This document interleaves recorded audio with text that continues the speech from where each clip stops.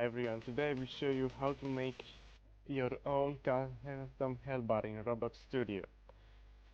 We're going to add a screen GUI inside a starter GUI called health bar GUI, and then we're gonna add a frame inside of it, which we'll rename to something like background because it will never move. And I'm just gonna set it anchor point to 0.5. This step is very important because we wanna make sure everything works fine. And once you're done styling your frame, we're going to duplicate it and rename it to something like Y. Why? Because this is going to be the only frame that moves inside of our health bar.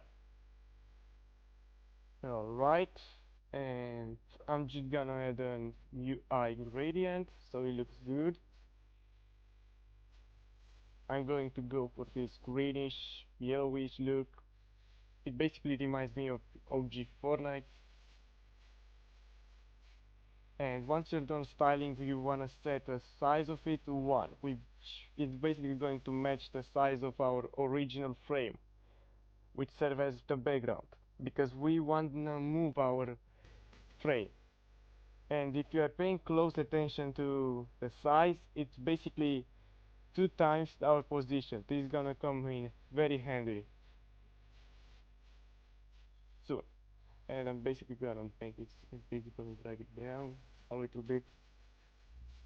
And now for the scripting part, we want to add a local script inside the starter GUI. I'm going to rename it something like Health Bar Handler. And the next thing we want to do is disable Roblox's Health Bar. We can do this by adding this expression, and I'm also going to reference the variable which is the frame. We need to make it to change the humanoid, and we're also going to create a function called health bar.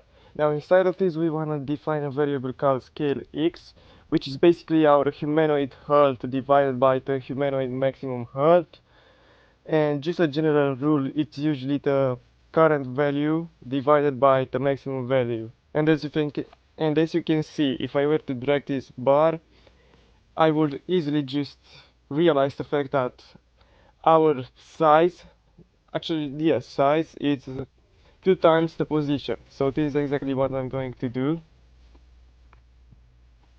And I'm also going to change the size and position from using 2 from scale because we don't want any offsets right now.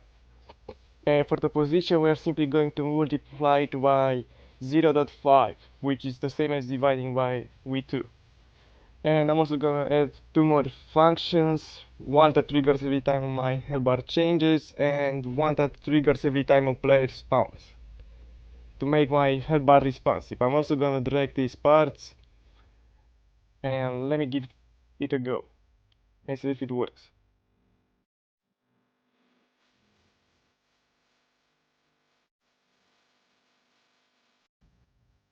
Yeah, as you can see, it definitely works. And if I were to respawn, yes, it spawns again. Actually, no, it creates my health bar again. And it's fully functional.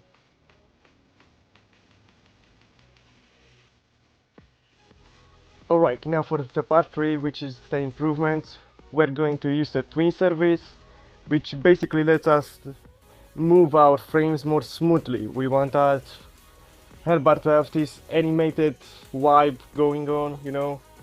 And as you can see with the example I provided, you can see the difference between twin and not twin. And not using twin, to be grammatically correct. And I'm simply going to remove our where that size with goal, which is basically the list inside of the twin. I'm also gonna define a twin and make it to play every time my function plays, the main function. And as you can see, we have this animated health bar now.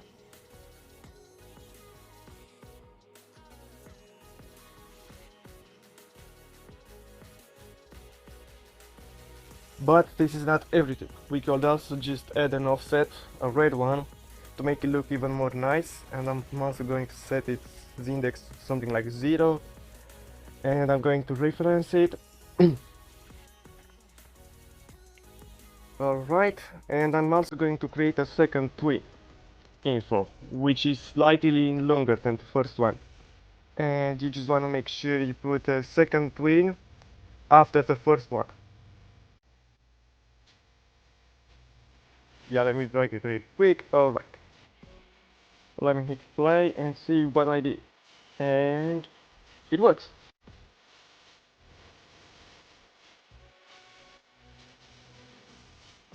Yep, it completely works.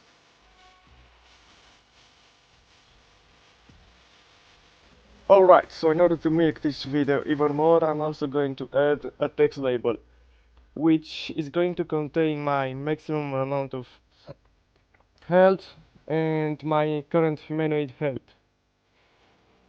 And yeah, I'm also going to change this font a little bit. Yeah, it works. You can style it however you want. I'm gonna go for a white color because it reminds me of the Fortnite original Health Bar, and we're only going to reference it inside our script by saying local indicator and change this value. Actually, no, it's the text. Extra. To string that human that hurt, and I'm also going to round it a little bit because we don't want any float numbers inside of it. Alright, and I don't think you need to round the maximum hurt. This is because it's always going to be a need. If you RPG makers out there want, you can do this. And I'm also gonna edit before my function starts. Let me just give it. No, I actually need to reset. Yeah, I could. Yeah, I could possibly forget. I need to reset. Yeah, let me give it a shot right now. And yeah, it works.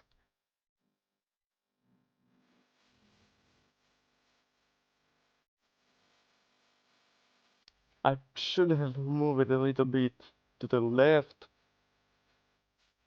And yeah, this is how you make your own custom hellbar. See you guys.